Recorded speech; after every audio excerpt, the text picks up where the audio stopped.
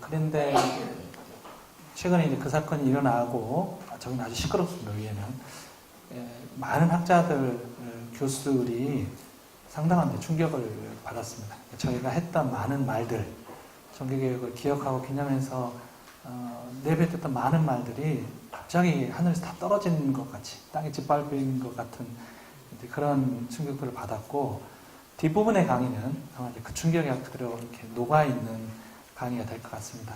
제가 제목을 종교개혁의 두 지평이라는 표현을 썼는데, 이건 이제 앤서니 시슬턴이라는 해석학자가 이 지평이라는 표현을 잘 씁니다. 그러니까 500년 전에 조금 유럽에서 일어난 일입니다.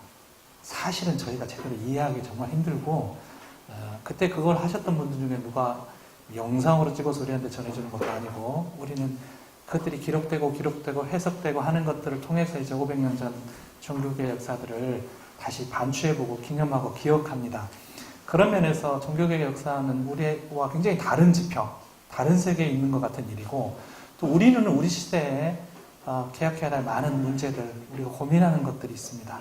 그래서 그 과거를 볼 때도 우리가 거기 안에 쏙 들어가서 보는 게 아니라 지금 우리 상황에서 그것들을 바라보는 이유는 이미 그것은 지나가서 한참 뒤로 넘어왔는데, 우리 시대의 종교개혁, 우리 시대 하나님이 우리에게 뭘 요구하시고 어떤 변화를 요구하시는지를 알고 싶어서 과거를, 사실 이제 미래를 위해서 과거를 들여다보는 이 작업을 저희가 하고 있습니다. 그래서 이것들이 만나야 되는데, 시스템이 늘 하는 말은 융합이라는 표현을 씁니다.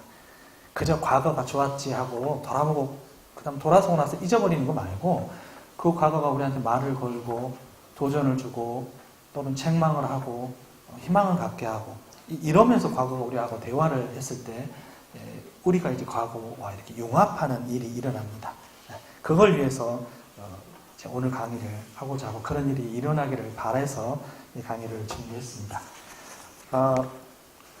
첫 번째 이야기를 좀 어떻게 풀어나가냐면은, 그때도 이제 그 이야기를 풀었습니다.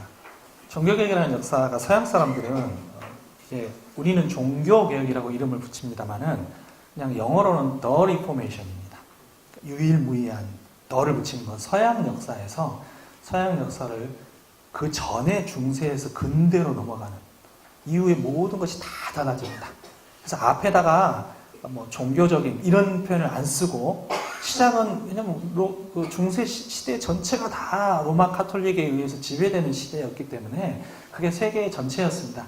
로마 카톨릭이 변화되고 개혁되고 또는 거기가 깨어지는 사건은 그 세계 전체 변화를 가져왔기 때문에 앞에 다른 수식 없이 The Reformation 이렇게 이야기를 합니다. 근데 이게 이제 시대가 확 바뀌는 사건이었는데, 그 바뀌는 사건은 하나의 설득의 역사라고 이야기할 수 있습니다. 첫 번째 지평, 우리가 이제 루터 과거 이야기를 할 텐데, 도대체 그때 무슨 사건이 일어났느냐를 우리가 이해할 수 있는, 그때 이거는 500년 동안 계속해서 이야기됐기 때문에 제가 어느 정도의 얼개는 잡을 수 있습니다. 근데 이제 먼저 그 이해를 하기 전에 이걸 이제 제시하는 이유는, 종교개혁이라는 게 한두 사람, 목회자나 수사 몇 명이 바뀐 게 아니라 그 변화를 바라던 유럽, 서구 유럽 중세 사람들이 다 바뀌는 사건이었거든요. 거기에는 영주들, 귀족들, 평민들부터 시작해서 이 사람들이 다 그것에 설득되는 하나의 거대한 설득의 역사입니다. 근데 남자가 여자한테 나 당신 좋으니까 나랑 사귀고 같이 삽시다. 이것도 설득 아닙니까? 뭐 조그만 거, 아이를 변화시키기 위한 설득이든 뭐든 설득에는 크게 세 가지 요소가 필요합니다. 이건 이제 아리스토텔레스가 했던 말인데, 첫째는 설득하려는 사람의 인품, 됨됨이가 필요합니다.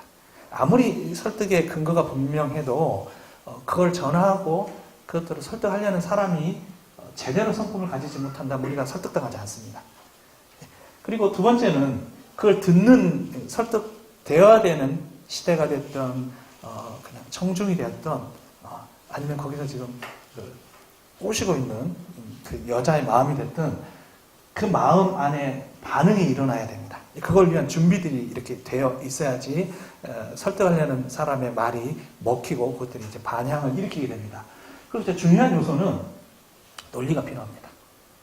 이러니까 이래라 라고 했을 때 그것에 이제 감동이 되고 받아들여지고 이해가 돼야지 비로소 이렇게 설득이 되어야 됩니다.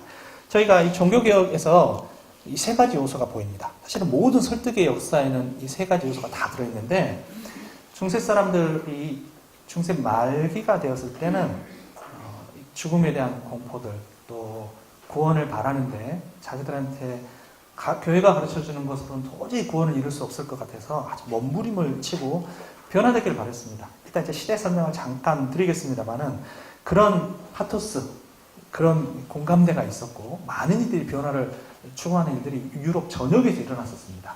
그리고 이 설득을 위해서 종교 개혁자들, 오늘은 이제 루터 이야기를 중심으로 하겠습니다만은, 루터 말고도 수많은 종교 개혁자들이 그것을 위해서 뛰어들은, 그 인물들에 대한 신뢰가 있고 그 인물들이 위대해 보였기 때문에 그들의 말이 이제 먹혔습니다.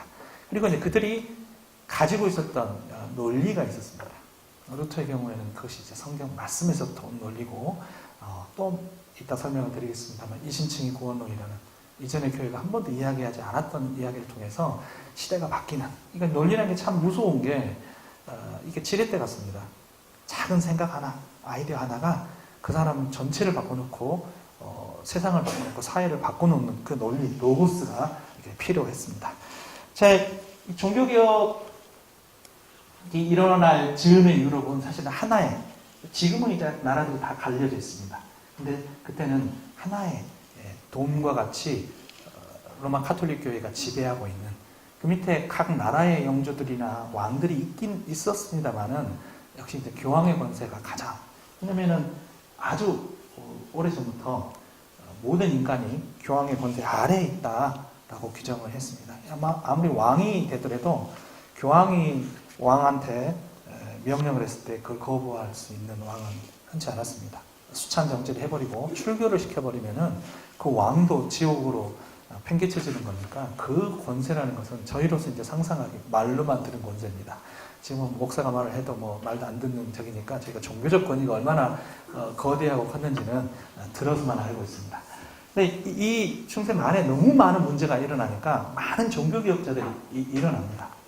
근데 그 전부터, 아주 오래전부터, 이건 프랑스의 발도파를 했던 왈도스인데, 이 사람도 문제가 있다라고 하면서 카톨릭이 지배하고 있는 세상에서 반대를 했을 때는 그냥 자기들끼리 조그맣게 공동체를 이룰 수밖에 없었습니다. 조금 파격적으로 개혁운동을 했던 사람은 영국의 이제 존 위클리프라는 개혁자였습니다. 이 사람은 조금 그래도 영국은 떨어져 있는 탓에 가톨릭에 반하는, 또 교황에 반대하는 여러 논리들, 이것들이 이제 그대로 살아서 이후에도 전파가 됩니다. 한 사람의 인상적인 사람은 체코, 그때는 이제 보헤미아였습니다. 보헤미아의 얀 후스라는 사람인데, 이 얀 후스가 아주 파격적으로 위클리프한테 영향을 받고 와서 자기 고향에 가가지고 종교개혁을 아주 거세게, 다 이제 루터 전 사람들입니다. 루터 전 사람들인데 그걸 했습니다. 그러나 로마 교황청이 가만히 있을 리가 없죠. 화형시키고, 위클리프는 죽고 나서도 부관 참시를 하고, 그래서 카톨릭이 이단 재판이나 이런 걸 통해서 개혁하려는 모든 움직임들을 철저하게 차단했었습니다. 이 사람은 떡하니 교황이 있는 이탈리아 땅에서 사보나놀라인데 종교개혁을 일으켰었습니다. 역시 이제 교회를 개혁하려는 여러 움직임을 했습니다만, 역시 그 역시 화형당했습니다. 그리고 이제 스위스는 여러 종교개혁자들, 우리가 아는 칼빈도 이제 스위스의 종교개혁자입니다. 스위스는 특징이 한 나라가 아니라 여러 도시들이 이렇게 있는 국가이기 때문에 도시 하나들마다 종교개혁자들을 초빙을 해서 청빙을 해서 그네들이 도시를 중심으로 개혁을 이끌고 나갔었습니다. 여기에 밑에 4명 중에 이제 한 사람은 유명한 쥐리히의 찌빙글리입니다. 전쟁을 하다가 죽었는데, 그리고 스트라스부르크, 프랑스 좀 위쪽에 있는데 스트라스부르크에는 마틴 부처가 역시 칼빈과도 교제를 했었고 영향을 줬던 사람입니다. 그리고 스위스 바젤에는 웨클람파디우스라는 종교개혁자들이, 그리고 종교개혁자가, 우리가 아는 칼빈은 깔뱅 또는 꼬뱅이라고 발음을 해야겠죠. 프랑스 사람이니까. 제네바에 지나가다가 기욤 파레한테 잡혀가지고 학자로 살지 못하고 제네바의 종교개혁자로 평생을 살았던 사람입니다. 이 많은 이들이 종교개혁을 위해서 헌신을 했었습니다. 그래서 나중에 칼빈 뭐 탄생 500주년 이렇게 기념할 날에 저희가 또 칼빈의 종교개혁이나 지벤교리의 종교개혁이나 이렇게 다룰 기회들이 있을 겁니다. 근데 올해는 저희가 종교개혁 500주년이라고 말하는 이유가 1517년에 루터가 비텐베르그 성문교회 95개조 반박문을 붙인 그 사건. 이따가 보시면 아시겠지만은 1517년이 그럼 가장 중요한 해이냐? 매우 상징적인 해는 맞습니다만 어떻게 보면 루터의 가장 중요한 작품들은 1520년에 나오고 어떤 사람들은 1524년이나 25년이 더 중요한 해이다라고 이야기를 합니다. 근데 이제 종교개혁이 일어나고 나서 100여 년쯤 지나고 나서 뭔가 기념할 수 있는 어떤 기준을 잡아야 되는데 그 시기를 그러면은 그 비텐베르그 정물에 붙였던 요거를 하자 해서 1517년을 종교개혁의 시작점처럼 이야기를 합니다. 근데 그 전에도 있었고 또 그 이후에도 종교개혁적인 흐름은 다 있으니까 우리가 500주년이 아니더라도 내년에도 쉽게 안 끝날 것 같습니다. 계속 우리가 그 이야기를 해야 될 것 같습니다. 자, 우리는 루터 이야기를 먼저 좀 해야겠습니다. 이 루터는 앞에도 종교개혁자들이 있었고 뒤에도 있지만은 굉장히 파격적인, 저희는 칼빈하고 더 친해서 칼빈을 더 많이 들여다봅니다만은, 그리고 한국교회에서는 루터파 교회가 그렇게 많지는 않아서, 그러나 이제 루터가 가지고 있는 천재성, 그가 얼마나 전형적인 중세인이었다가 그 다음에 처음 이 종교개혁 신학을 하고 일이 넘어가는 매우 획기적인 전향이 일어난 사람입니다. 또 하나 이제 루터의 특이한 점은 다 개척을 합니다. 처음 시작을 합니다. 이전에 어떤 사람도 이야기하지 않아요. 물론 그 전에 야누스나 위클리프도 이야기를 했는데 루터의 특이한 점은 구원론에 있게 되는데, 이것이 그 이후에 한 26년 차이 나는 칼빈이나 다른 종교개혁자한테 아주 중요한, 그래서 칼빈은 모든 종교개혁자들의 사상을 종합한 사람입니다. 무에서 유를 창조한 사람이라기보다는 여러 종교개혁자들의 이것들을 더 정리하고 종합해서 이후에 이제 모든 사람이 볼 때는 종교개혁의 신학과 흐름을 보려면 칼빈을 보면 됩니다. 여러 개 이렇게 모아가지고 종합하는 수고를 칼빈이 덜게 해줍니다. 루터가 그런 특이한 위치에 있습니다. 왜 루터 하는지를 좀 보시게 되겠습니다. 중세를 지배하고 있었던 어떤 이미지, 서양은 이 중세를 나중에 다크 에이지, 어두웠던 시대, 굉장히 침울하고, 저희는 이제 영화 같은 데서 좀 볼 수 있습니다만은, 근데 보면 이제 중세가 500년 전에 길도 제대로 안 닦이고 사람들의 위생 상태나 여러 가지, 그런데 다 그렇지 않았을 텐데도 중세에 대해서 어둡게 생각하는 것은 중세 말력, 13세기부터 연결되는 중세의 여러 가지 모습이 죽음의 그림자가 드리워졌기 때문에 그렇습니다. 중세의 죽음의 이미지와 가장 관련이 되어 있는 건 흑사병입니다. 쥐를 통해서 옮기는 블랙 데스는 몸이 시커멓게 썩어가지고 죽는 이 병인데, 원인도 몰랐고 어떻게 대처해야 되는지도 몰랐고, 걸리면은 그냥 온 마을이 전부 다 전염돼서 죽고 치료하다가 죽고, 그리고 수도사 생활을 했던 수도원이나 이런 공동체에서도 많이 죽고, 그러니까 사제들이고 수도사고 귀족이고 평민이고 할 것 없이 그냥 다 죽어나가는 이것, 유럽 인구의 절반이라고도 하고 3분의 1이라고도 한 이 흑사병이 휩쓸었습니다. 루터 당시까지만 해도 흑사병이 계속 있었고, 루터도 동생들이 이 흑사병 때문에 죽습니다. 그리고 대학 교수도 죽고, 아직까지도 간헐적으로 이렇게 발발을 했던 것이 이제 중세 사람들 중반 이후에 항상 언제 죽을지 모른다, 마을에 돌면은 다 걸려 죽는다라는 어떤 생각을 가지고 있었습니다. 또 하나 또 주목해볼 것 중에 하나는 이탈리아 반도를 중심으로 이제 매독이 유행하게 되는데, 프랑스 군인들이 옮겨놓은 겁니다. 이 매독이 유행하면서 이 매독도 죽는 데는 시간이 좀 오래 걸립니다. 그런데 이제 피부로 이것이 발병이 나기 때문에 굉장히 수치스럽고, 또 이것 때문에 이제 젊은 사람들이 결혼도 회피하고, 차라리 그러느니 그냥 수도원이나 수녀원 들어가서 내세를 준비하자. 그래서 이제 결혼을 회피했던, 저희 젊은이들은 집값이나 육아비 때문에 결혼을 회피합니다만은, 그때는 이제 매독이 무서워서 결혼 자체를 회피하는 일들도 있었습니다. 바깥쪽으로도 오스만 투르크, 그러니까 그 전에 십자군 원정으로 가서 못된 짓을 되게 많이 했습니다. 여러 사람들이. 이슬람 마을들을 약탈하고 강간하고 했던. 근데 오스만 투르크 이슬람 제국이 굉장히 강대해져서 술탄 지배하에 이 오스만 투르크가 계속 유럽적을, 동로마 제국이 이제 쇠해져 버리면서 이스라엘 땅, 옛 예루살렘, 이스라엘 땅을 다 먹고 지금 우리가 터키라고 부르는 그 지역, 중동, 전부 다 오스만투르크 그 땅이었습니다. 이게 넘어오기 직전에 헝가리 제국이나 이런 데서 좀 막고는 있었는데 얘네들이 오고 나면은 또 자기들이 얼마나 보복 당할까라는 두려움도 많았습니다. 꼭 이런 그 큰 위협이 아니어도 당신은 이렇게 나뭇가지에 찔려서도 죽을 수 있어요. 폐혈증으로도 죽고 평균 수명도 오래지 않았고 애를 낳다가 죽는 사람도 많았고 마차에 깔려서 죽기도 했고 그래서 죽음이 일상화가 됐습니다. 그렇게 오래 살 거라고 생각하지 않았고 50 살면 아주 그냥 만수를 사는 거고 칼빈도 이제 50 초반에 이렇게 죽게 되는데 무슨 중독도 걸리고 여러 가지 질환 때문에 다들 제 수명을 살지 못했던 시기. 그래서 이 땅의 삶들을 기대하기도 힘들지만은 이 이후의 내세에 대한 것을 더 준비해야 된다고 생각했던 시대가 이 중세 사람들이었습니다. 그 일상화된 죽음보다 사실은 더 무서웠던 것은 로마 카톨릭이 구원론으로 말했던 연옥사상입니다. 이 로마 카톨릭의 구원론에 보면은 연옥이라는 게 있습니다. 익숙치 않은데 그네들은 완전히 의로워져야지, 우리가 칭의라고 불리는 게 그네들은 의화인데 하나님을 직접 뵈려면은 아무런 죄도 안 가지고 있어야 됩니다. 그게 완전한 의를 가져야 되는데 여기서 30년, 40년, 50년 살다가 죽는 상태에서는 완전한 의를 가졌다고 아무리 봐도 생각할 수 없거든요. 그러면은 지옥은 안 갑니다. 왜냐면 세례를 받고 교회에 들어왔으니까. 곧바로 갈 수도 없습니다. 아무리 봐도 거룩한 사람이 아니니까. 그 사이에 뭔가 완충장치가 필요한데 그걸 연옥으로 이야기를 했습니다.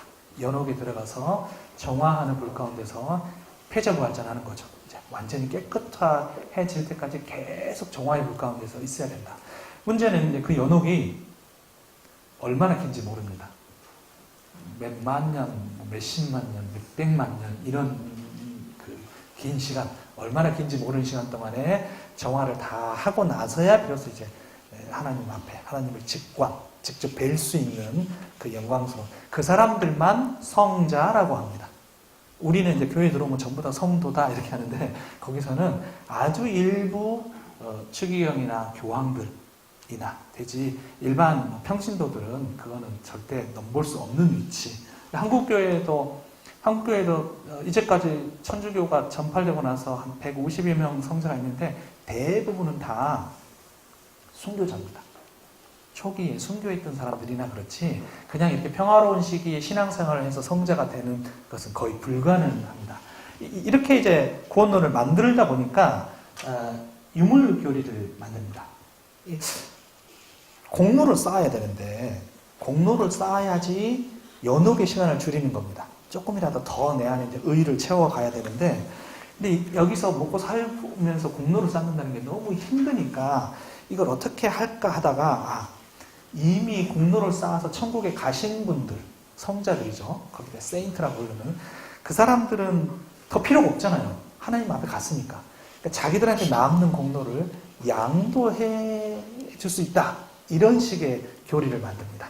이 공로 교리가 그러는데 그래서 이제 성자들한테 기도하고 이래서 그네들의 공로를 조금이라도 양도가 가능하고 죽어서 연옥에 있는 우리 부모님이나 내가 아는 사람을 위해서도 여기서 공로를 내 공로 쌓기도 힘들지만은 죽어서 연옥에 가 있는 게 뻔한 그분을 위해서도 공로를 쌓아줄 수 있습니다. 그게 이제 다 죽은 자를 위한 미사나 이런 것들이 공로를 이렇게 서로 양도가 가능하게 만듭니다.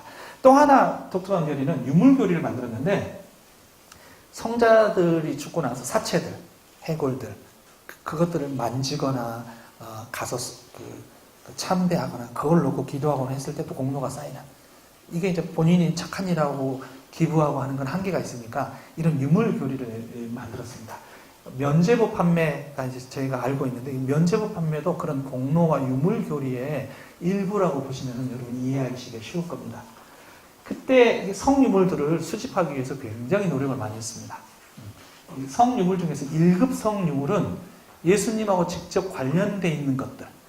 여기는 잘은 안 보이시지만 예수님 피를 담은 거라고 이야기를 하고 또 예수님 가신 연료관을 이렇게 이제 쌓은 겁니다.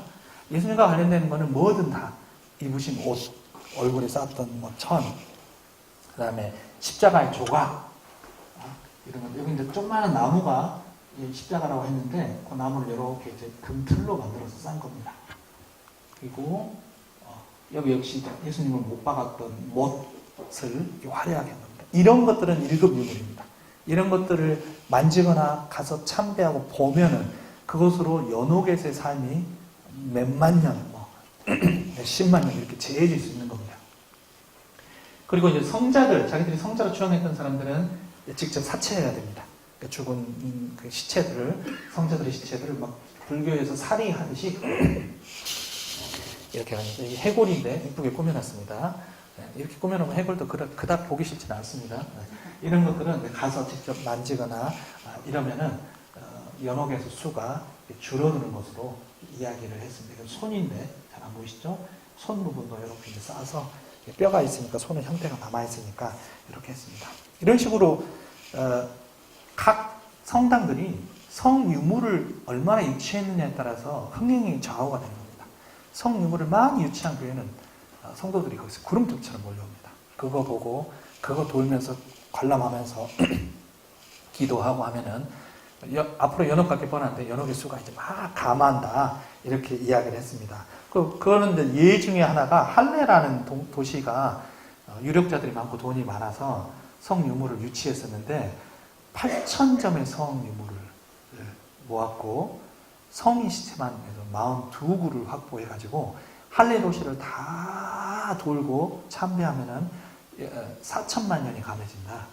이런 이야기들을 했었습니다. 비텐베르그, 나중에 이제 루터가 비텐베르그에서 교수 생활을 하는데 여기서 이제 비텐베르그의 영주가 일단 돈이 많아야 됩니다. 이건 굉장히 비싸기 때문에 영주가 자기가 오랫동안 갑옷처럼 모았던 성유물을 공개하고 내놨는데 그것도 한 200만 년은 다 감할 수 있는 거다 하는 그런 이제 성유물이 있었습니다. 근데 이게 왜 먹혔냐? 그만큼 이 땅에서 이 땅에서 기대할 만한 삶이 없고 결국은 좀 살다가 내세로 갈 건데 내세에서 하면서 연옥이에요. 중세 사람들이 이해한 연옥은 불입니다. 지옥불하고는 다른데 연옥의 불도 정화의 불이에요. 연단이 불이기 때문에 그들이 느끼는 거는 아니 남자들은 훈련소를 100만 년 한다 그러면 차라리 죽는 게 낫다고 그러겠죠. 거기서 하나님 앞에 가기 위해서 수천만 년 정확히 말해주지도 않습니다. 지은 죄에 따라서 또 자기의 공로의 저기에 따라서 이렇게 달라지는데 이걸 한다고 그러니 사람들이 이렇게 집착을 하는 겁니다. 그게 매달려 있었습니다. 루터다. 이 틀에서 루터를 이해하시면 루터가 좀 이해가 됩니다. 이 루터는 젊은 시절에 아버지가 광부였는데 그때는 이제 똑똑하고 괜찮으면 사제를 시키든지 집안에 한 명은 사제를 시키고 한 명은 법률가를 시킵니다. 옛날하고 지금도 다르지 않습니다. 근데 사제보다는 약간 사제가 인기가 떨어졌던 시기고 법률가를 시키겠다 해서 이제 인문대학을 에르포르트 대학이라는 데를 보냅니다. 그러다가 죽음을 많이 경험을 해요. 죽음이 널려 있다고 말씀드렸잖아요. 자기도 한번 다리가 아무것도 아닌 것 같은데 여기다가 동맥이나 정맥을 들리면은 과다출혈로 죽습니다. 한번 칼에 이렇게 자상을 입었는데 출혈이 멈추지 않아서 거의 죽을 뻔했습니다. 쇼크도 오고 그리고 동생이 20살 될 때 동생들이 흑사병으로 죽었습니다. 다행히 이제 자기는 살아남았는데 그러다가 결정적인 사건이 1505년에 22살 된 해입니다. 이 젊은 청년한테 너무 많은 죽음의 경험이 있었는데 대학 교수들이 또 흑사병에 걸려서 죽어가요. 죽어가면서 대학 교수가 친구한테 전해 듣기를 죽으면서 내가 뭐 달라고 교수가 됐는데 이럴 줄 알았으면 차라리 수도사가 될까. 예세를 준비하기나 했으면 됐는데 학생들 가르친다고 대학 교수 된다고 책 보고 이래서 교수가 됐는데 이렇게 허무하게 죽을 것 같았으면 내가 수사가 될까. 이 소리를 전해 듣고 충격에 빠집니다. 그러다가 이제 결정적인 사건이 일어나는 사건이 바로 스토테른하임이라는 독일의 한 벌판에서 독일에 이제 숲들이 많은데 기숙사하고 집을 왔다 갔다 했는데 그날 이제 거기를 가서 돌아가는 길에 밤에 폭풍우를 만납니다. 폭풍을 만났는데 하늘이 까매지면서 비는 막 몰아치고 천둥이 치니까 여기서 이러다 죽겠다. 전해오는 말에 여러 버전이 있습니다. 실제로 같이 동행하던 친구가 벼락을 맞아 죽었다가 본인도 기절했다가 깨서 그랬다는 사람도 있고 혼자 가다가 벼락이 근처에 떨어져서 그랬다는 사람도 있고, 아니면 벼락 치는 소리만으로도, 가까이서 천둥이 계속 치니까 그것만으로도 공포에 사로잡혔다는 사람도 있습니다. 여하튼 그가 이 벌판에서 트라우마가 생깁니다. 우리식으로 말합니다. 이걸 본인은 안페우툼, 영혼의 시련, 또는 사단이 나한테 영혼을 쥐어짜듯이 시련을 준다, 이렇게 표현했던 건데, 이게 생겨가지고 그때 벌벌벌 떨면서 죽겠구나, 조금씩 죽음의 그림자를 경험을 했다가, 성 안나는 광부들의 수호 성인입니다. 자기 어렸을 때 아버지가 계속 수호 성인을 세워놓고 하는 걸 봐서 자기가 알고 있는 거 그거밖에 없는 거예요. 성 안나요, 날 지금 살려주세요, 도와주세요, 내가 살아나면은 수도사가 당장 되겠습니다. 근데 거기서 살아나오고 나서 그리고 수도사가 된 겁니다. 당장 대학 가서 대학 때려치고 자퇴해버리고 짐 싸가지고 아버지가 왜 그러냐고 말리고 했는데, 다 이제는 소용없습니다. 죽을 거면은, 죽는다면 그런 게 아무 의미가 없다 해가지고 어거스틴 수도원으로 들어가서 그곳에서 열심히 수도사 생활을 합니다. 그러니까 나중에 이제 루터의 이런 이야기는, 칼빈은 자기 이야기를 별로 꼬물꼬물 안 합니다. 성격이. 심지어는 자기 무덤도 따로 하지 말아라 할 정도로 정확히 칼빈이 어디 묻혔는지 묘비를 제대로 안 쓸 정도인데, 루터는 나중에 그런 이야기들을 좀 많이 남겨놔서 저희가 흔적을 알게 됐는데, 뭐라 그러냐면은, 내가 수도사로 정말 이 영혼의 시련을, 죽음 뒤에 나를 기다리고 있는 얼마나 오랜지 알 수 없는 그 연단의 정화의 불 가운데 있어야 될 시간, 이거에 대한 공포 두려움을 없애려고 수도사 생활을 누구보다 열심히 했습니다. 내가 하나님 앞에 설 수 없는 죄인인데, 의인만이 하나님을 직관 볼 수 있는 그 자리에 갈 텐데, 내 죄를 씻기 위해서 수도사 생활이 새벽 2시부터 일어나가지고 새벽 제단 드리고, 하루에 6, 7번 드리고, 그 다음에 고해. 일반 사람들하고 수도사하고 차별된 지점은, 수도사는 죄가 생각나면 곧바로 선임사제 쫓아가서 고해해가지고 털 수 있습니다. 일반 밥 메고 먹고 사는 사람들은 이제 그럴 수가 없으니까 한 달에 한 번 가고 하면 그 고해하는 숫자만큼 자기가 죄를 넣는 건데 훨씬 이제 못 미치게 되는 겁니다. 그래서 내가 계속 수도 생활을, 좀 전에 고해하고 나서 돌아서서 내려오는데 생각이 또 나면 또 가야 됩니다. 이 성격이 가서 또 가가지고 몇 시간 동안 계속 이것도 생각납니다. 선임 사제가 졸겠죠. 그래, 이 죄를 용서했다, 졸고 있다가 다 했어, 그럼 가. 그래, 다 그리스도께서 네 죄를 용서해서 가다가 또 옵니다. 너 좀 전까지 하고 갔잖아. 또 생각났습니다. 또 옵니다. 계속 이 강박에 가까울 정도로 그런 일들을 했었습니다. 이때 자기 선임 사제가 이제 스타우피치라는 루터한테 굉장히 영향을 미쳤던 사람입니다. 이 루터가 이렇게 후배가 영특하고 정말 신실한데, 이 사람이 자기 이걸 떨치지 못하는 것을 보고는 또 그러지 말고 성경 연구를 좀 해서 신학 공부를 해라. 막 비텐벨의 그 대학이 생겼었습니다. 그래서 그리 와서 공부를 해가지고 박사를 따서 그 다음에 이제 좀 해봐라. 당시 중세 수도사들이나 이런 사람들이 이제 어거스틴뿐만 아니라 아리스토텔레스 철학 같은 걸 많이 공부했기 때문에 처음에는 이제 아리스토텔레스 윤리학을 가르칩니다. 그러다가 에이, 쓰레기 같다, 이거 아무 소용이 없다 해가지고 성경 공부, 그러면 성경 공부를 가르쳐봐라 해서 로마서, 시편 이런 걸 연구를 하게 된 겁니다. 그렇게 오래 수도사 생활을 하고 했지만은 성경을 제대로 안 보고 있다가 그때 이제 처음으로 성경을 강의하기 위해서 쳐다보면서 충격을 받습니다. 그가 이제 충격을 받았던 그 성경 중에 하나가 시편인데, 시편 22편에서 내 하나님 어찌하여 나를 버리셨습니까? 어찌 나를 멀리하고 돕지 않으십니까? 이거 이제 그리스도께서 십자가상에서 고백하신 이걸 보면서 처음에는 이게 자기 처지라고 생각했습니다.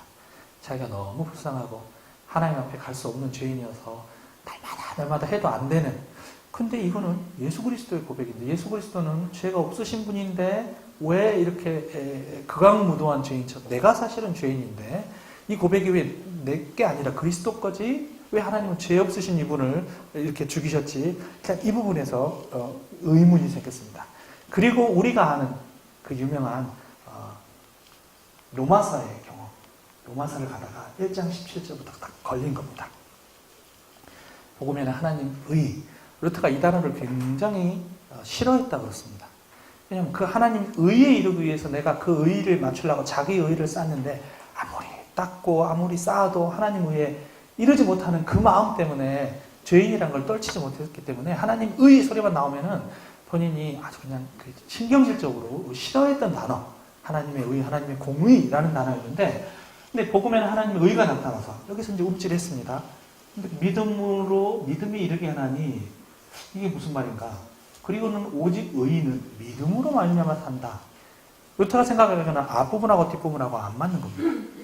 하나님의 의에 이르기 위해서 우리가 행위를 통해서 계속 순종하고 계속 뭔가를 하는 것으로 우리의 공로를 쌓아야 되는데 그게 아니라 믿음으로 산다. 이게 왜인 거지? 라고 이제 고민을 하게 되고 거기서 우리가 아는 그 탑상 체험이라고 합니다. 어거스틴 수도원의 높은 탑 꼭대기에 연구실을 서재를 만들어줬는데 거기서 이제 성경 연구를 하다가 그걸 발견하게 된 겁니다. 그리고 다시 봤더니 관점이 그렇게 무섭습니다. 이전에는 로마 카톨릭부터 배운 관점으로만 이렇게 성경을 읽다가 새롭게 발견한 여기서부터 읽다 보니까 하나님 의가 전혀 다른 거구나 라는 것을 발견하게 됩니다. 이게 이제 하나님 의라는 루터의 가장 위대한 발견입니다. 이전까지 하나님 의는 하나님의 심판자로서 너희들이 내 기준에 이렇게 맞춰라 라고 하는 하나님 의라고만 생각을 했는데 루터가 봤더니 나 때문에 죄가 없으신 그리스도께서 십자가에서 하나님 원차에 나를 버리셨습니까? 했던 이유는 우리 죄를 자신이 대신 져서 전가라는 표현을 쓰는데 전가해갖고 지신 거고 그분이 이루신 의는 우리에게 전가되는구나. 이렇게 서로 맞바꾸는구나. 교환하는구나. 이걸 알게 됐고 이 교환을 통해서 우리 죄가 그리스도 것이 되고 그리스도의 의는 우리 것이 되는 거구나. 그렇다면 하나님의 의라는 거는 하나님의 의가 저 위에 있고 우리가 그거를 달성하기 위해서 여기서부터 계속 해나가야 되는 게 아니라 이미 그리스도를 통해서 의를 하나님이 마련하셔서 우리한테는 그거를 거저 믿음으로 산단 말이 그거구나. 그렇게 전가된 걸 믿는 것으로 우리가 하나님 의에 이루는 거구나. 내가 이루는 능동적 의가 아니라 하나님이 그리스도의 십자가 안에서 우리를 위해서 이루시고 우리는 그저 믿으면 주시는 철저히 받는 의, 수동적인 의구나. 우리한테 너무나 당연한 이게 그때는 획기적인 발견이었습니다. 그리고 그 관점에서 성경을 다 읽으니까 성경이 다 이해가 되는 겁니다. 완전하게 다르게. 루터가 이게 너무 좋아서 그가 뭐라고 고백을 하냐면은 그 탑에서 이 이야기를 발견하면서 발발발 떤 겁니다. 내가 그거를 발견한 순간에 내가 다시 태어난 것 같았다. 내가 이제까지는 하늘이 닫혀 있는 것처럼 느꼈는데 열린 문을 통해서 내가 천국에 들어가는 그런 기분이었다.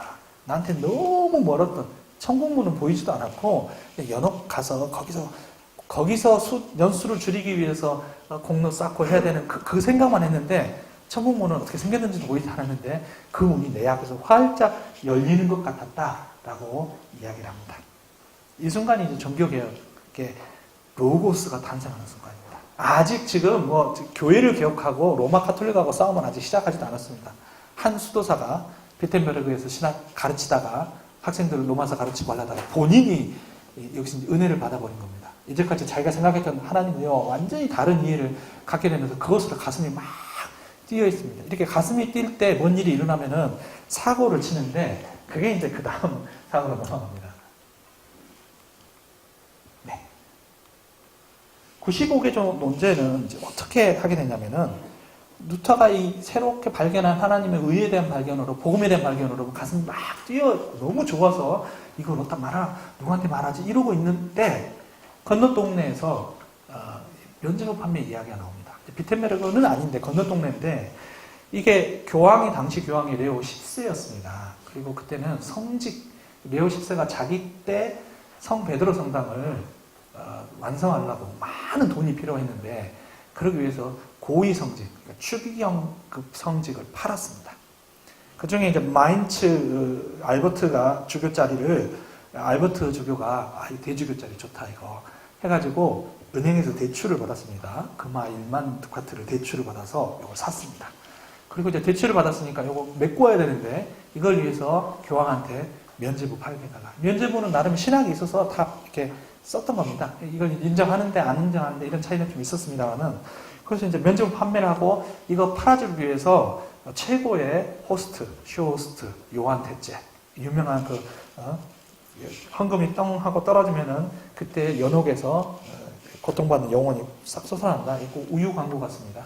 우유 퐁 떨어지면 이렇게 퐁 왕관하듯이 헌금함에 동전이 금화가 떨어지면 이런 이제 카피라이트를 써가지고 말을 굉장히 잘했습니다. 그래서 사람들이 그냥 그 자리에서 다 완판이라고 그러죠. 저희 홈쇼핑 하면은 다 완판으로 유명한 세일즈 했던 요한 셋째를 급파시켜줘서 이걸 막 팔고 있었습니다. 근데 루터가 거기에 이제 이거 문제 있다. 아니다. 라고 생각을 해가지고 비텐베르그에 성문 교회가 있었는데 이제 캐슬 처치입니다. 그래서 성문 교회라고 그러는데 거기 앞에 그게 일종의 신학 교수들 그 게시판입니다. 이거를 이제 붙인 날이 10월 31일입니다. 저희가 10월 마지막 주를 종교개혁 기념주일로 기념하는 이유가 그때 붙였는데 11월 1일이 All Saints Day라고 해서 만성절에서 모든 성인들을 축하하는 로마 가톨릭은 그런 이제 축일들이 많습니다. 성자 축일들이 많은데 그 날인데 신학자들이 저희도 봄, 가을에 날 좋을 때 4월, 5월 또 10월 이럴 때 학회들이 열려요. 여기도 1월 1일에 학회를 엽니다. 학자들이 모여서 토론할 때 학회 논제를 전날 붙여요. 10월 31일에 그게 전통이었습니다.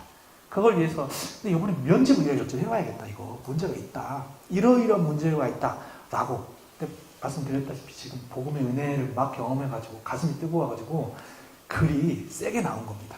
문제를 하나부터 계속 95개가 이건 이래서 잘못되고 이건 이래서 잘못되고 그래서 요거에 대해서 한번 토론을 좀 해봅시다. 교회를 개혁하려고 붙인 거 아닙니다. 요거 문제가 좀 있다. 면제부 신학이 있는데 이건 너무 지나치다라고 생각을 해가지고 95개조 문제를 이제 저렇게 붙인 겁니다. 그렇게 붙인 핵심적인 내용은 뭐냐면은 죄 용서는 하나님이 해주시는 거지 어떻게 교황이 발부한 면제부가 뭐 용서가 있는 것처럼 이야기를 하느냐입니다. 그러니까 교회법으로 만들어 놓고는 교황은 가톨릭 신학 안에서는 이 땅에서 죄는 그러니까 요 사제들이 고해를 받고 사해 주는 거 아닙니까? 이 땅의 죄는 뭐 감할 수 있다고는 하지만은 죽어서 연옥에 가 있는 사람들의 그 사람들을 위해서 면제부를 사주면은 그 사람들의 죄가 사해죠. 이거는 너무 가지 않았느냐. 또 하나는 사람들이 더 갑니다.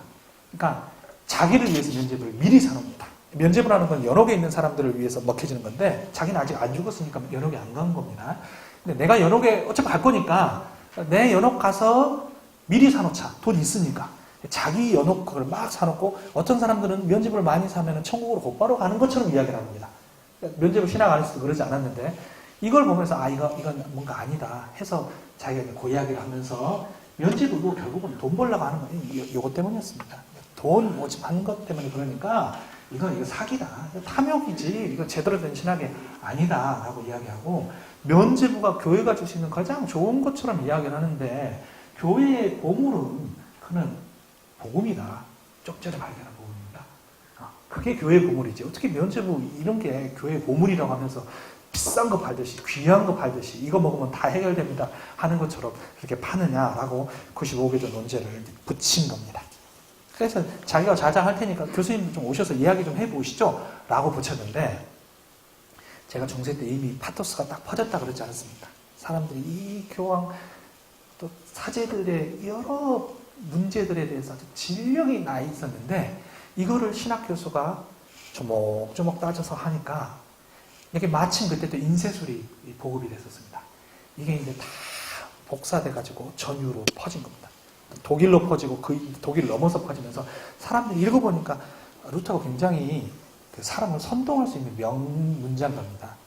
칼빈은 차분하게 조직적으로 글을 쓴다면은 루터는 가슴을 이렇게 후벼 팝니다. 예언자적인 글을 쓰는 사람인데 그러니까 그렇게 글이 퍼지고 나니까 사람들이 다 읽고 나서 그렇지 그 안에 이제 교황이나 여러 사제들의 문제, 가톨릭의 문제 같은 지적도 있다 보니까 이것으로부터 이제 일파만파가 퍼지게 된 겁니다. 그래서 95개조 제가 1517년이 제일 중요한 해냐 꼭 그렇진 않다라고 말씀드린 이유가 본인의 의도도 교회를 개혁하겠다라고 한 건 아니고 그 면제부 신학에 대한 면제부가 팔리는데 잘못된 신앙과 맞물려서 이게 좀 아니다라고 이야기하는 걸 지적하기 위해서 글을 썼는데 그 글이 사람들 가슴에 불을 이제 땡겨버린 겁니다. 어떤 사람은 그래서 루터의 종교개혁을 본인이 왜 이렇게 어두워? 불을 팍 켰는데 횃불을 좀 너무 어둡다. 횃불을 켰는데 횃불로 전부 다 그 도화선들이 다 모여져 있어갖고 본인이 켰는데 거기서부터 도화선이 간 겁니다. 그래서 이거 어떻게 된 거지 하다가 이제 치 퍼져나가서 폭발을 일으켰다라고 이야기합니다. 이제 루터가 처음에는 개혁을 일으키려고 그런 건 아닌데 그게 막 퍼지고 나니까 교황의 귀에 들어갑니다. 저쪽 독일에 있는 이름이 뭐야? 라고 했는데 루터라고 하는데 그냥 그 신학 교수고 어거스틴 수도사였답니다. 근데 이제까지 많은 개혁의 움직임을 했던 사람들을 전부 다 처단했었습니다. 근데 걔가 쓴 게 막 퍼져서 사람들이 그걸 읽고 막 교회를 비판합니다. 뭐야, 뭐 취한 애 아니야? 독일 사람들은 맥주 좋아하니까 어디 저기 수도승 하나가 취해가지고는 깨고 나면 지가 무슨 일을 했는지 알겠지 라고 했는데 이게 본인들이 의도했던 것보다 훨씬 예상했던 것보다 더 일파만파 퍼져나가게 됩니다. 그래서 하나 제거하는 건 그렇게 큰 문제가 아닙니다. 논리가 무섭습니다. 사람들이 95개조에 쓴 내용을 가지고 교회를 비판하니까 이 사람이 순 엉터리다, 순 사입이다라는 걸 말을 하기 위해서 루터한테 그때는 중세 때는 그런 일이 많아 있었습니다. 공개 토론회 하자. 망신을 주려고 로마 가톨릭에서 제일 말 잘하고 똑똑한 신학자들을 딱 모아가지고 공개 토론회를 3번을 펼칩니다. 그 공개 토론회 처음엔 하이델베르크에서 하고 그 다음에 아우크스부르크에서 하고 라이프치히에서 3번의 토론을 하는데 토론회를 하려다 보니까 루터가 공부를 더 해야 되는 거예요. 자기가 했던 말이 틀린 게 아니라는 거예요. 그래서 이제 성경 공부를 막 하다 보니까 확신이 더 들게 됩니다. 이때 제가 이게 루터가 칼로 벼려졌다는 말을 썼는데 처음에는 교회를 막 이렇게 개혁하겠다 이렇게 저는 그냥 자기는 평생 로마 가톨릭 신부와 사제로 또 신학 교수로 살라고 생각했던 사람입니다. 근데 이제 저기서 싸움을 걸어온 겁니다. 야, 너 틀렸다 해. 너 엉터리라고 해. 라고 하는데 성경을 보면 볼수록 자기 말이 생각이 맞는 겁니다. 그래서 이때 루터가 칼이 되기 시작합니다. 나중에는 교황이 그냥 술 취한 독일인이었다가 이게 장난이 아니다. 주님의 포도밭에 침입한 멧돼지가 많이 업그레이드 된 겁니다. 멧돼지 잡기가 쉬운 게 아닙니다. 네, 이런 상태가 됩니다. 루터가 자기 생각들, 막 머릿속에서 성경을 읽을 때마다 쏟아나는 많은 생각들을 정리해서 논문으로 정리를 합니다. 이게 저희가 종교개혁 3대 논문이라고 하는데 그게 1520년에 다 쏟아집니다. 이때는 이제 그 슈퍼맨 같이 된 거죠. 하나님이 능력을 주셔가지고 막 계속해서 글이 나옵니다. 첫 글은 개혁을 해 나가기 위해서 필요한 사람들은 먼저 귀족들을 설득을 해야 되기 때문에 독일 귀족들한테 이렇게 이야기를 하면서 얼마나 강한지 보십시오. 침묵 시간은 끝났다. 이제까지 우리가 참고 가만히 있었는데 이제 말해야 된다. 교황이 폭정과 탐욕으로 하는데도 우리가 못 건드리도록 장벽을 쌓은 3가지가 있다. 첫째 장벽은 뭐냐? 자기가 모든 사람들 위에 있는 것처럼 이야기를 한다. 사제들이. 그런데 성경을 보면은 사실은 모든 그리스도인들이 다 하나님의 제사장을 부름받는 것. 여기서 이제 만인 제사장이 나오는 겁니다. 자기들 영적 권력이 세상 권력보다 위에 있는 것처럼 이야기해서 세상의 영주들도 다 자기 밑에 나와서 무소불위의 권력을 갖게 했는데 그거 아니다. 라고 흔듭니다. 두 번째는 교황만이 성경을 해석할 수 있다? 사제들만 해석할 수 있다? 이거 뭐냐? 우리가 다 모든 그리스도인들이 전부 다 영적 계급이라면은 모든 그리스도인들이 다 사제로부터 중재를 굳이 듣지 않고 자기들이 성경을 읽고 그걸 하나님 말씀을 따를 권리가 있는 거다. 해석권을 가져온다는 건 굉장히 큰 의미입니다. 그리고 세 번째, 공의회. 뭔가를 결정하려면 공의회를 소집하는데 그것도 교황만이 한다고 그랬는데 원래 카톨릭 전통이나 아니면 동방종교의 전통 그게 아니니까 영주들이 가져오자 이겁니다. 공의회를 해서 같이 회의를 해보자. 그래서 로마 카톨릭 교황이 가지고 있던 3가지 중요한 권세를 뺏어야 된다라고 이야기한 게 첫 번째 논문입니다. 이걸 독일의 귀족들, 그렇지 않아도 사제들 그것 때문에 진력이 나 있는 귀족들한테 이야기를 하는 겁니다. 두 번째 논문은 더 세집니다. 교회 바벨론은 계시록에서도 나오듯이 가장 하나님을 대적하는 어떤 상징과 같이 이야기되는 건데 교회를 바벨론으로 포로로 잡고 있다라는 내용입니다. 교황이 성례를 이용해서 다 조종하고 있다. 우리가 이미 얻은 구원을 마치 자기들이 주는 것처럼 이야기를 하고 자기 로마 교회의 모든 신도들을 포로로 잡고 있는 거다. 그러니까 탈출해라. 이스라엘 민족들이 애굽에서 탈출하듯이 탈출해라라고 이야기하는 겁니다. 우리는 영적 바벨론에 잡혀있다. 첫 번째, 평신도들한테는 잔을 안 줍니다.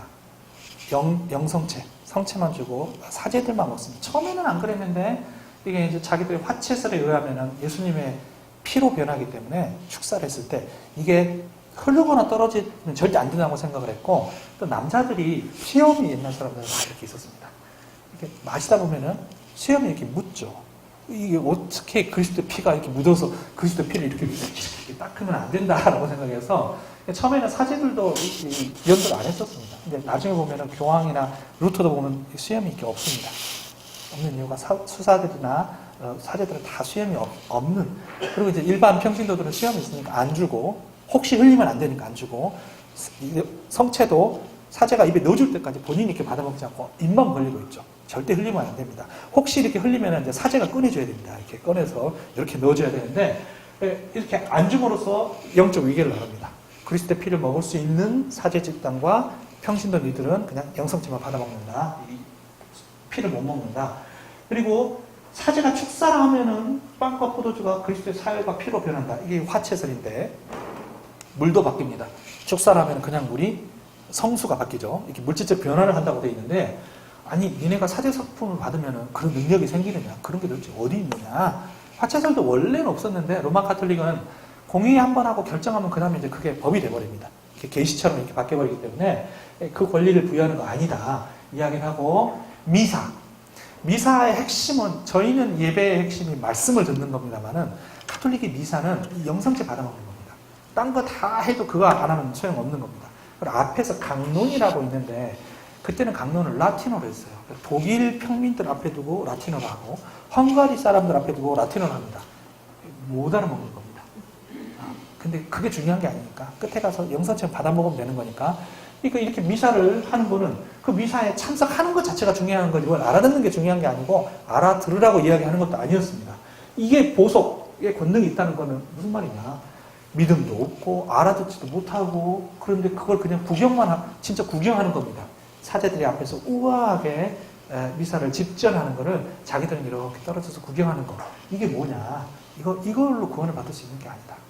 그러니까 이 두 번째 논문은 카톨릭의 가장 중요한 성례, 미사를 흔들어 놔버린 겁니다. 그거 한 번 하는 사람하고 10번 하는 사람은 10번 하는 사람이 딱 10배 공로를 쌓는 겁니다. 그들 개념은. 가서 고해 한 번 하는 사람하고 10번 하는 사람은 딱 10번 하는 사람이 10배 공로를 쌓는 건데, 미사와 성례의 의미를 이렇게 흔들어 놓으니까 당연히 이제 이쯤 되면은 로마 카톨릭은 루터를 죽여야 되는 겁니다. 근데 그 논리를 깨야지, 사람 하나 죽이는 거 갖고는 안 되니까 그럼 순례자만 만들어 놓은 거니까. 세 번째 논문은 약간 약화됐지만 사실 되게 중요한 논문이긴 합니다. 너무 세게 갔나 보다 해가지고, 그리스도인이 믿음으로 자유인이 됐다는 거는 마음대로 살아도 된다, 그런 일은 아니다. 우리가 오히려 누구한테도 예속되지 않지만은 사실은 모든 사람의 종으로 섬겨야 된다. 이게 루터의 유명한 죄인이자 의인, 자유한 자이지만은 또 종처럼 섬겨야 된다라는 굉장히 역설적인 이야기를 같이 이야기하는 겁니다. 그래서 이건 이제 교황한테 이야기하는 거기도 하지만 이제 그리스도인들에게, 새로운 복음을 들은 그리스도인들에게 우리가 무책임하게 사는 거 아니라 믿음으로 의를 얻었을지라도 이 땅에서 섬기면서 살아야 된다라는 이야기를 한 겁니다. 이 논문들도 계속 사람들한테 알려져가지고 이제 퍼져 나가게 됩니다. 이 세 가지 논문이 굉장히, 저희는 이제 칼빈의 경우는 기독교 강요 한 권으로 다 집약이 돼 있기 때문에 칼빈의 신학을 볼 때는 기독교 강요와 주석서를 보지만, 루터 거는 그때 사안이 등장하면은 그때 논문을 썼습니다. 그러니까 이게 하나로 모여지지 않아서 저희가 루터는 뭐를 읽어야 됩니까? 한 권만 보내주세요. 이렇게 할 수 없는 게 이제 루터의 특징입니다. 자, 어려운 시간인데 잘 따라오세요. 네, 요 1시, 12시, 3시 어려운 시간입니다. 예. 십자가에 못 박힌 시간이시고, 예, 60부터 90까지 정말 어려운 시간인데, 영적으로 제일 힘든 시간이, 그러니까 이스라엘 시간, 히브리 시간으로 60부터 90까지인데, 따라오시고 계십니다. 자, 왜 그럼 그런 이야기를 하게 됐느냐, 어디서 온 거느냐, 이게 다 논리가 있습니다. 중세 구원론의 논리를 이해하시기 위해서 제가 이 표를 하나 만들어 봤습니다. 모든 구원 드라마는 이런 곡선입니다. 한쪽 측면은 하강 밑으로, 이건 주님이 우리를 찾아서 오시는, 성육신으로 낮아지시는, 내려오셔서 자기만 올라가시는 게 아니라 우리를 데리고 올라가셔야 되죠. 우리는 밑에서부터 위로 올라가는 겁니다. 구원론에는 하강의 측면과 상승의 측면이 같이 늘 있어야 됩니다. 이 하강의 측면은 하나님이, 그리스도께서 우리에게 내려오셨다, 낮아지셨다, 성육신하셨다, 이렇게 이야기를 하고, 상승의 측면은 이제 우리를 높이시는, 주님이 성육신하신 주님이 가신 길은 그다음부터 우리의 길이 됩니다. 우리가 이제 그대로 거기를 따라가게 되는 이 두 가지 측면이 있습니다. 그래서 두 가지를 다 이야기를 해야 되는데, 근데 이제 강조점이 좀 다릅니다.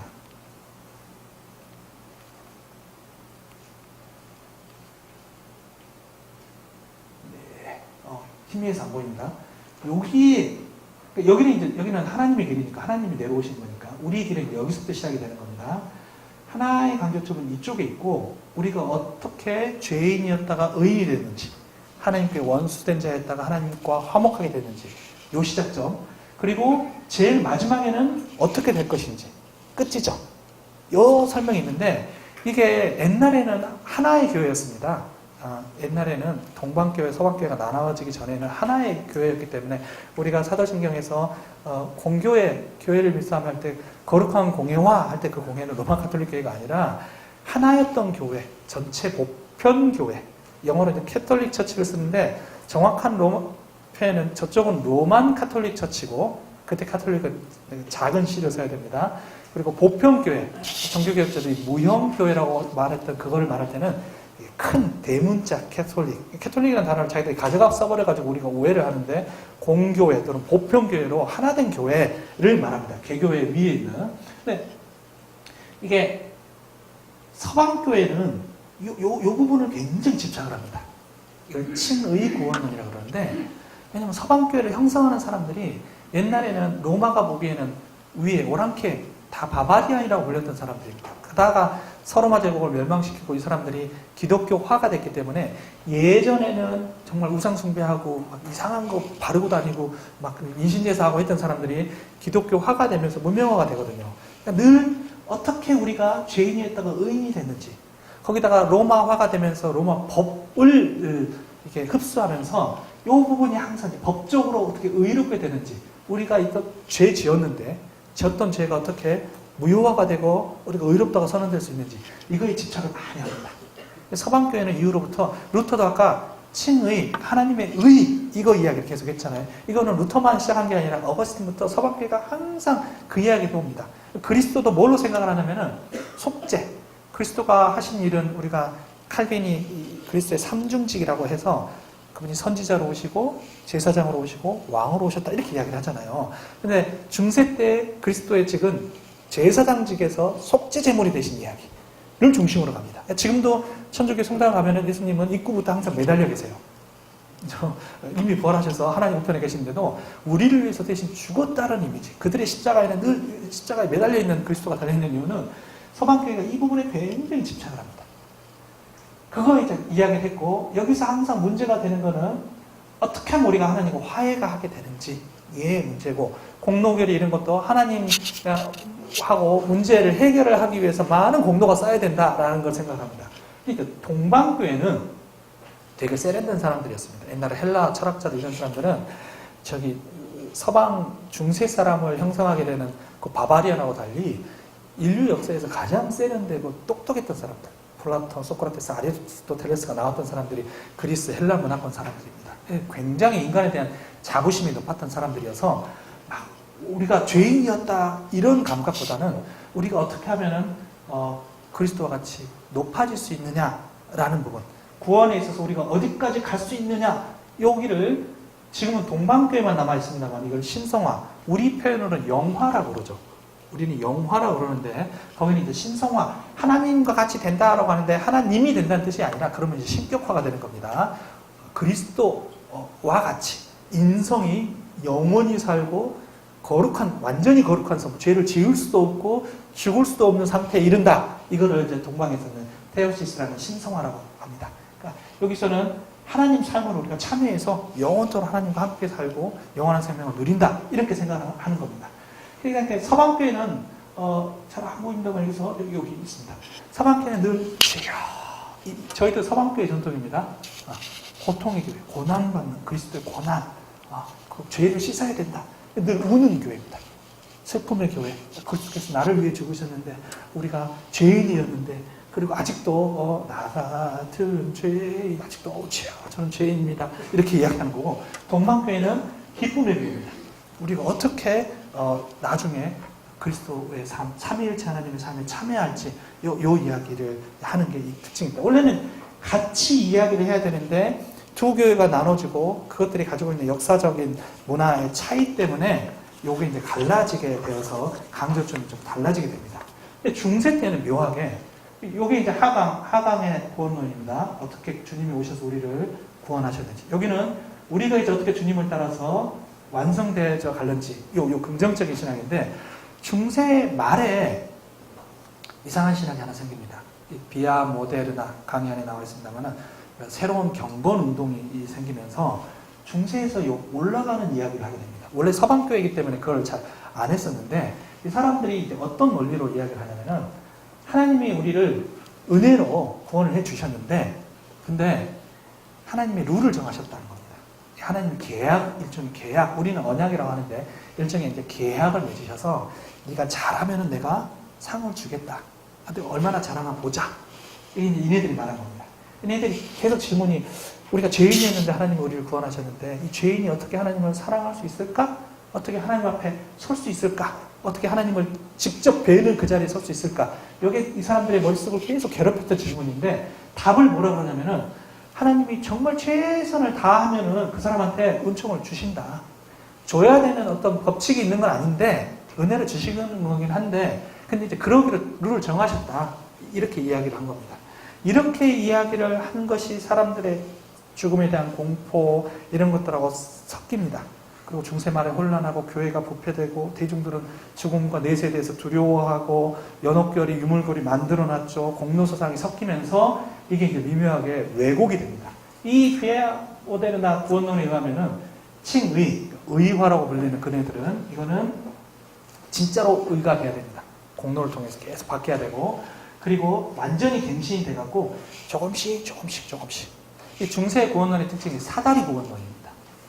사다리, 살 때 사다리 타는 그 사다리가 아니라요, 올라가는 건데 하늘을 향해서 끝간데 없이 위에 있는 사다리를 하나씩 성례 하나 참여할 때마다 한 계단, 가서 유물 한번 만질 때마다 한 계단, 어디 가서 성지 순례할 때마다, 성지 순례도 원래 그쪽 언어입니다, 한 계단. 이렇게 해서 계단의 수가 몇백만 개인지 몇천만 개인지 모르지만 그거 하나 시간 날 때마다 그걸 하는 게 좋고, 그거 하려면 사제나 수도사가 훨씬 유리합니다. 먹고 사는 평신도들은 힘들고, 이렇게 이제 생각을 했습니다. 이거의 또 특징이 하나가 뭐냐면은, 오늘 제가 가서 구제도 했고요. 오늘 또 가서 고해도 한 3번 했고요. 그 다음에 재단에서 기도도 드렸고요. 몇 계단쯤 올랐을까요? 하면 너 지금 23계단 올랐어. 계산이 가능해야 됩니다.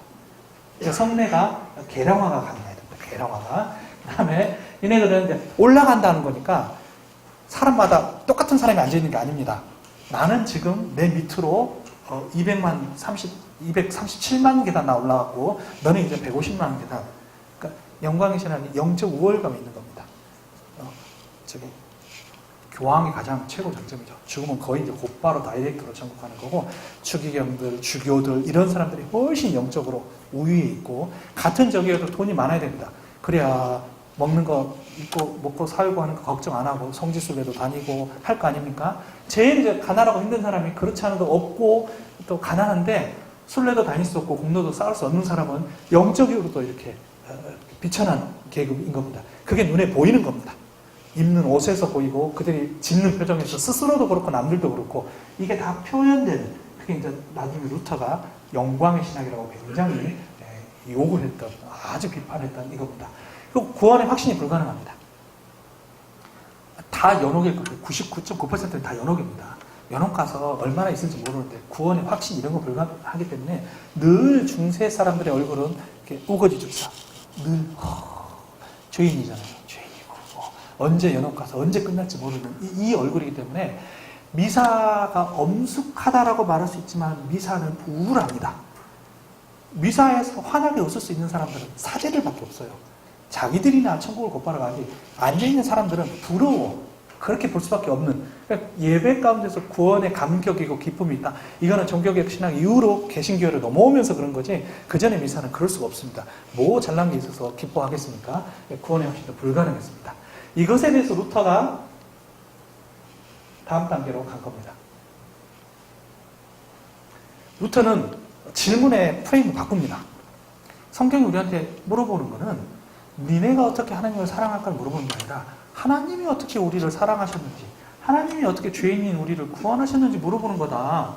성경의 답이 그렇다. 그러니까 그것에 대한 답은 우리가 열심히 최선을 다해서 하나님을 사랑하려고 노력하고 애쓰는 게 아니라 하나님이 우리를 사랑하셔서 거저 그리스도 안에서 구원을 주셨다는 걸 믿으면 된다 라는 겁니다. 완전히 신앙의 행위가 달라지는 겁니다. 행위를 통해서 공로를 쌓기 위해서 애쓰는 행위가 아니라 그것들을 순전한 마음으로 믿는 이 이신칭의 구원론이 획기적이에요. 칭이라는 게 좀 흐립니다. 믿음을 통해 단번에 주어지기 때문에 사다리 하듯이 하나씩 가는 게 아니라 믿었을 때는 완전한 의가 공짜로 그대로 오는 겁니다. 그러니까 루터가 다 모든 그리스도인이 믿음으로 고백했을 때 추기경과 같고 교환과 같다. 이렇게 이야기를 합니다. 그래서 이건 주어지는 수동적 의고 법적으로 우리를, 아직은 실제적으로 변화가 되지는 않았을지라도 법적으로 하나님 자녀로 정리가 다 돼버린 거다. 그리고 인간이 생각하는 이성과 상식과는 모순된다. 루터가 이걸 영광의 신학과 달리 십자가의 신학이라고 이야기합니다. 십자가의 신학이고 하강구는 그리스도께서 우리를 데리러 오시는 것을 더 집중적으로 생각하고, 이때는 구원의 확신이 가능합니다. 심지어 내 모습이 아직도 죄인의 모습이어도 법적으로는 하나님의 의인이다, 하나님의 자녀다, 구원의 확신이 가능하고, 그것을 기반으로 예배가, 기쁨의 예배가 될 수 있다라고 이야기를 합니다. 저만 더우세요? 좀 더우세요? 괜찮으세요? 좀 이렇게 문도 열고 바람 이렇게 해야 이렇게 좀 졸리시죠? 이제 설교 길게 하시면 힘들어요, 교인들도. 지금 강의니까 이렇게 들으시지, 최근 사람들은 30분 이상 힘듭니다. 지금 1시간 반짜리 강의는 굉장히 이제 무리인데, 강의하면도 빨리빨리 갑니다. 강의안을 풀로 드린 이유는 들으시고 다시 이제 꼼꼼하게 살펴보시라고 드린 거고, 지금은 아무도 안 보셨죠? 네, 듣고 보시면 됩니다. 안 보셔도 괜찮습니다. 네. 자, 이제 이 비아 모데르나 구원론에서 이신칭의 구원론으로 오는 것이 논리가 바뀐 겁니다. 로고스가 필요하다 그랬잖아요. 사람들이 중세 때 못 살겠다, 힘들다라는 파토스는 싹 퍼져 있었습니다. 뭔가 잘못됐다고 생각했기 때문에 에라스무스 같은 인문주의자들도 뭐 잘못됐다고 이야기하고 눈에 보이는 잘못된 모습이 있으니까 지적은 하는데, 이게 논리가 주어지기 전까지는 개혁이라는 게 확 일어나지 않습니다. 부분적으로만 됐고, 루터가 다른 개혁자들에 비해서 뭐 이 사람이 엄청난 사람이 아니었음에도 불구하고 로마 카톨릭한테 치명타를 입힌 이유는 논리입니다. 이 논리. 성경으로부터 온 이것이 사람들한테 확 불이 당겨지면서, 그렇지, 교황과 로마 카톨릭 교회보다 더 하나님 말씀인 성경의 권위가 높으니까 그것이 그렇게 가르친다면은 교회가 이제까지 가르친 게 틀렸구나 라고 할 수 있는 근거가 생깁니다. 이걸 마련한 사람이 이제 루터였습니다. 여기서부터 우리가 아는 종교개혁의 5가지 핵심, 제가 DNA라고 표현했는데, 이게 각 그리스도인들 안에 심겨집니다. 로마 카톨릭은 이걸 전통으로 만들고, 로마 카톨릭한테 교회라는 거는 사제지 평신도가 아닙니다. 평신도는 그냥 밑에 떠받치는 구조지, 평신도의 숫자를 굳이 셀 필요가 없습니다. 사제들만 있으면 되는데, 우리는 보이는 교회보다는 각 그리스도인들이기 때문에 이걸 DNA로 심었습니다. 이게 5가지 질문으로 구성이 되어 있는데, 구원에 이르기 위한 조건이 뭐냐? 이렇게 중세 사람들이 계속 물었던 겁니다. 로마 카톨릭은 믿음도 있어야 되지만은 공로 쌓아야 된다, 선행 쌓아야 된다, 사다리 올라가야 된다. 이거를 루터와 종교개혁자들이 뭐라고 답을 하냐면은, 무슨 소리냐? 오직 믿음으로. 하나님이 우리를 위해서 마련하신 것, 믿음으로 얻는 거다. 그래서 솔라라는 게 이제 태양에서 온 오직이라는 라틴어입니다. 이 솔라가 5개나 있습니다. 5 솔라스인데 잘 안 보입니다. 여기 5번의 솔라스가 다 각기 다른 질문에 대해 답을 하는 겁니다. 두 번째 질문은 구원을 이루는 능력이 어디에 있느냐? 첫 번째하고 연결되는 질문입니다. 하나님의 은혜로만 있다 하면은 믿으면 되지만은 인간도 뭔가를 해야 된다. 이게 이제 아주 오랜 싸움입니다. 은혜도 받아야 되지만 인간도 뭔가 협력해서 둘이 이렇게 힘을 합쳐야 되지 않느냐라고 하는데 이렇게 돼버리면 은혜가 아닙니다. 구원이 단 1%라도 우리한테 달려있다면 그 조건이 안 되면 우리가 구원을 얻을 수 없다면 그거는 못 얻어먹는 거랑 똑같습니다. 루터는 아무리 노력을 해봐도 설령 그게 인간의 노력이 전체 구원에서 0.0001%만 인간이 하면 된다 하더라도 그것도 못 하겠는 거예요. 아무리 노력해도 그걸 내가 했다라고 말할 수 없는 거예요. 구원의 확신도 불가능하고. 그러면서 이제 종교학자들은 아니다. 하나님에는 오직 은혜다. 문을 좀 열어주셔야 이게 통할 것 같습니다. 네. 그래서 이제 솔라 그라치아 이렇게 이야기를 한 겁니다. 세 번째는 누가 구원의 중보자냐.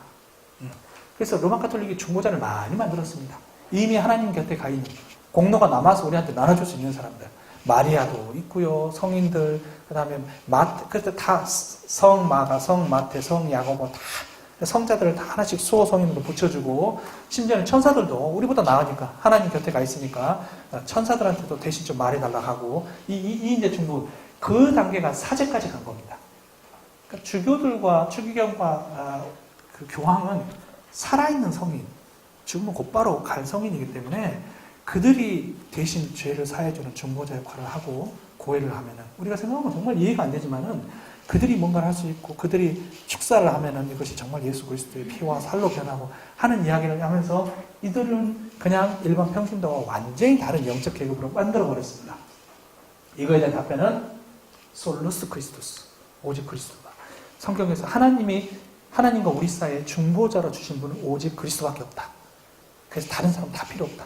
다른 모든 그리스도인은 다 똑같은 계급인 거지 그 안에 이렇게 영적인 계급이 따로 있는 건 절대 아니다 라고 이야기합니다.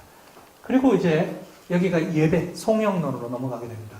왜냐하면 이게 다 연결되어 있습니다. 어떻게 믿느냐, 구원론을 어떻게 믿느냐, 또 우리의 실천을 어떻게 생각하느냐, 중보자가 누구라고 말하느냐에 따라서 예배의 모습으로 그게 보여지게 됩니다.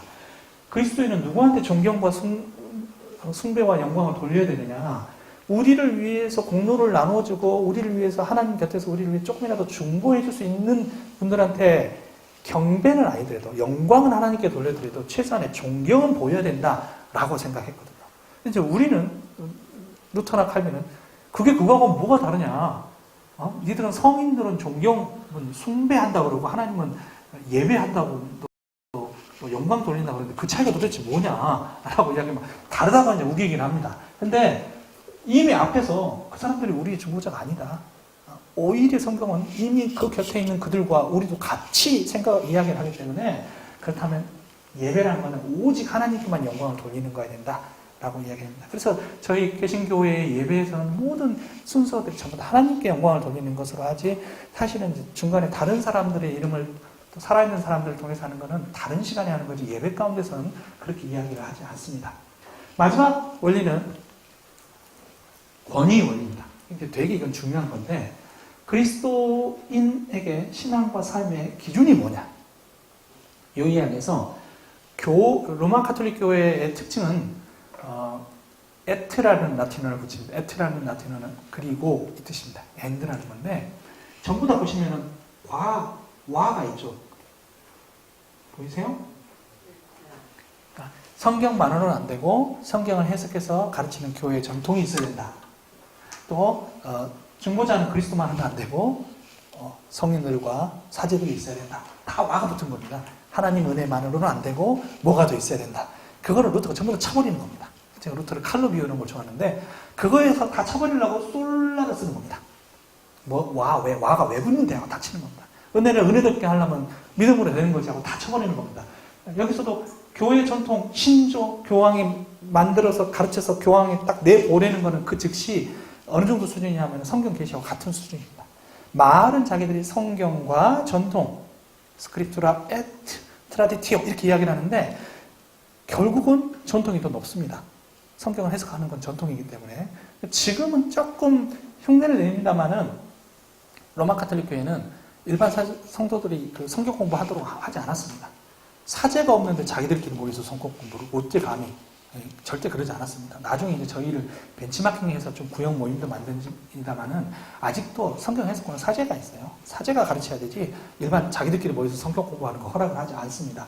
그래서 이거에 대해서 유명한 솔라 스크립투라 오직 성경 카톨릭이 가지고 있는 권위를 사정없이 흔들어 놓게 된 계기가 이 5가지 솔라에서 나옵니다. 이게 이제 저희에게 배워서 저희의 삶, 예배, 또 신학을 이야기하고 또 기도를 하고 공적인 삶을 실천하고 하는 때 주된 어떤 원칙으로 작용을 해서 지금까지 면면이 있습니다. 사실 이제 지금 저희가 숨쉬고 뭔가를 할 때는 이걸 따라 하든지 계승하든지 아니면은 이 원리를 벗어나서 배반하든지 입니다. 우리 작은 행동 하나에서 종교개혁의 DNA가 어떤 식으로 발현되는지가 계속 시험되고 있는 겁니다. 이게 이제 그때 일어난 일인데 사실 그때 일어난 일을 어떻게 저희가 1시간 만에 다 이야기를 하겠습니까?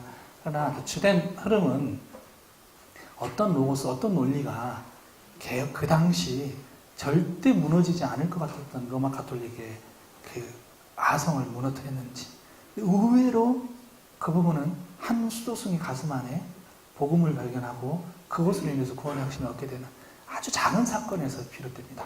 그것을 글로 쓰고 논제로 붙이고 그거에 대해서 시비하니까 난 성경에서 발견했는데 그거에 대해서 변호하기 위해서 더 연구하고 하면서 이것이 불길처럼 계속 퍼져나간 겁니다.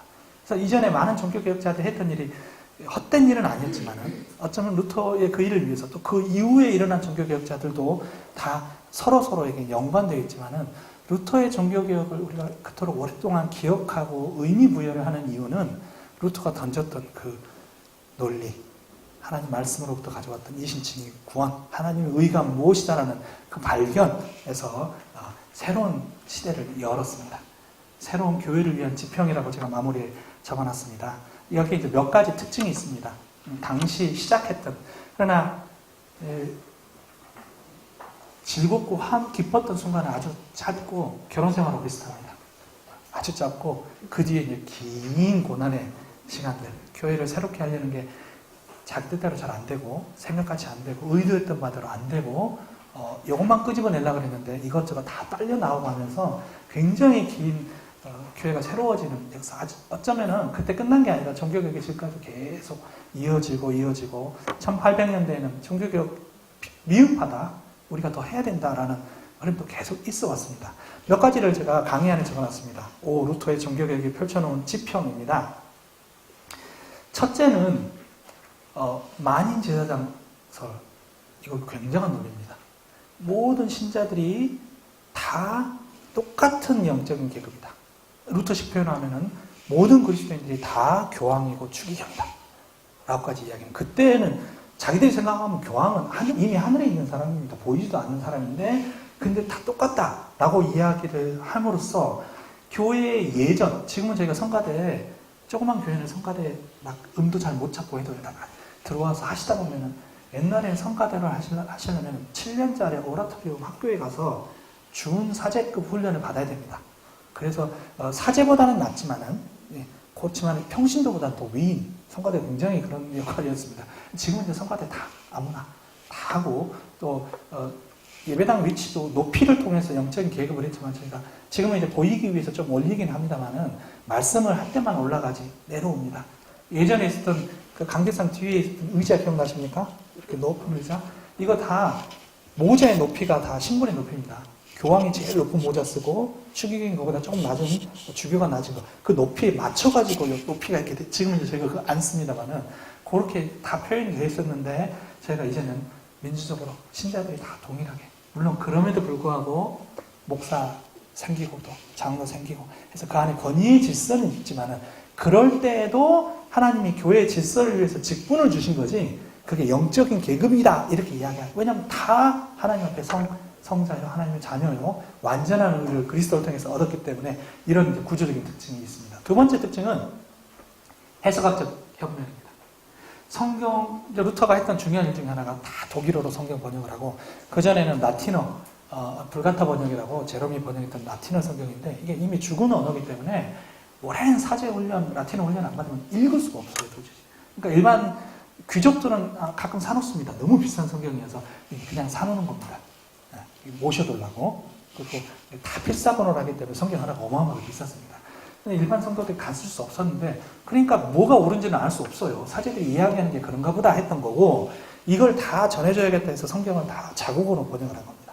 프랑스 사람들 프랑스어로 번역하고 독일어는 독일어 번역해서 모든 사람들의 손에 성경이 들려지게 되는 그 계기가 되고 그것들을 이해하고 해석하는 것도 성령께서 도와주신다. 물론 이제 도움이 필요했습니다. 루터의 가르침, 칼빈의 가르침. 칼빈이 그래서 기독교 학녀도 그런 여러 일반 신자들이 접하기 힘든 신학적 논쟁을 정리해가지고 해석을 도와주려고 이제 만들었습니다. 어쨌든 그렇게 일반 교리를 가르쳤고, 그 소요리 문답, 대요리 문답 아시죠? 요것도 다음 세대를 위해서 이미 이제 자기들 세대는 사실 뭐가 들어가긴 힘듭니다. 저희 세대는 10번 뗐다 붙인 포스트잇 같은 세대라서 뭐가 들어오진 않습니다. 계속 떨어져 버리는데, 다음 세대 어린아이들을 가르치기 위해서 소요리 문답, 인생의 제일 목적은 무엇입니까? 하면 답하는, 요건 이제 칼빈이 만들기 시작해서 각국 언어로 이제 소요리 문답들이 막 만들어져 갑니다. 그런 이제 교육, 성도들을 성수시키는 겁니다. 말씀 안에서. 이런 일들이 일어났습니다.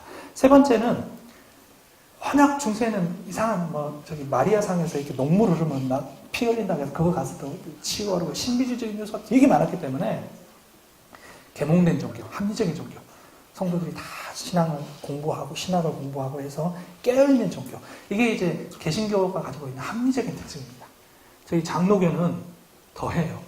장로교는 정말 앉아있는 사람들이 신학적으로 조금만 이상한 소리를 하면은 졸다가도 무슨 소리 하지? 이렇게 가는 게 장로교조입니다. 장로님들도 막 다 신학하고 어제 신학을 다 배우시고 되게 어떻게 보면 되게 합리적인 신앙 안에서 합리적인 특징이 있게 되고, 이게 안타깝게도 18, 19세기가 하면서 자유주의 신학이라는 건 개신교 안에서 일어나는 현상이거든요. 동방정교나 카톨릭은 구조적으로 자유주의 신학이 나올 수가 없습니다. 그건 다 전통이 굳어져 있기 때문에 그거 해가지고는 교수도 될 수 없고 사제로 있을 수도 없는데, 개신교는 이제 다양성들 또 설득하고 하는 과정이 있기 때문에 이제 그런 것들이 나오는 계기도 됩니다. 그리고 특징이 카톨릭은 분열이라고 말하고 우리는 다양성이라고 이야기합니다. 성경의 원리, 오직 성경, 그 말은 성경과 우리 사이에 다른 누가 끼어들 수 없습니다. 근데 성경의 해석이 달라지면 그것 때문에 갈라지는 거예요. 로마 카톨릭은 안 그렇습니다. 지금도 저 집단이 하나로 뭉쳐있다는 거는 무서운 거예요. 그거는 조직이 먼저기 때문에, 전통이 먼저기 때문에 성경 해석이 이거 아닌데 왜 우리가 마리아 숭배를 해야 돼? 물론 로마 카톨릭 사제들도 신학자들이 마리아 숭배 이거 문제 있다 했습니다. 그러고 끝입니다. 공의회를 통해서 변경하기 전까지는 못 바꿉니다. 화채설, 아직도 화채설인데 이거 좀 문제가 있지 않냐, 그냥 의미 이렇게 보지 않냐, 신학자들 이야기 다 나왔습니다. 근데 교황과 이것들 결정 안 하면 그냥 그대로 가는 겁니다. 뭐 하나가 결정되면. 우리는 아무리 50년, 100년 동안 지켜왔는데 성경에 봤더니 그거 아니다 해버리면은 이게 바꾸는 게 아니라 하나 교단이 새로 생기죠. 예, 하나 교단이 새로 생깁니다. 이렇게 되면서 지금 수많은 교단과 교파가 나눠지는 일들이 일어났고, 그 당시는 단순히 교파만 그런 게 아니라 국가들도 아까 처음에 하나 된 국가였죠. 유럽이 경계가 없었습니다. 쫙 갈리게 됩니다. 카톨릭 국가, 개신교 국가, 개신교 국가에서도 서로 막 갈리게 되고, 루터란 국가, 또 개혁주의 국가 이렇게 막 갈리게 되는 그런 모습으로 나옵니다. 제일 중요한 영향은 아무래도 이제 자유, 신앙의 자유. 우리가 믿고 싶은 걸 믿겠다. 근데 카톨릭 영주가 개신교 안 돼. 다 나가. 이게 프랑스에서 일어난 겁니다. 그래서 칼빈이 밖에 나가서 돌아다니게 되면서 제네바로 흘러갔는데, 프랑스 국왕은 우린 카톨릭 하면은 그 당시는 어쩔 수 없으니까 왕이 영주가 그러면 이제 신앙의 자유를 통해서 미국도 그렇게 생겨날 겁니다. 미국도 영국이 그렇게 바뀌길 바랐는데 영국이 국교회를 유지하니까 그럼 우리 신앙의 자유를 통해서 건너가가지고 이런 식으로 신앙의 자유를 통해서 계속 복음이 이제 퍼져나가게 된 계기가 되었습니다. 이게 그 당시 일어난 일들, 간략하게 이렇게 말씀을 드렸습니다. 쉬시고 우리에게 이것들이 무슨 의미가 있는지, 지금 우리 시대의 종교개혁은 어떤 일들이 일어나야 되는지 그 두 번째 집힌 이야기를 나누겠습니다. 수고하셨습니다. 조금 이따 뵙겠습니다.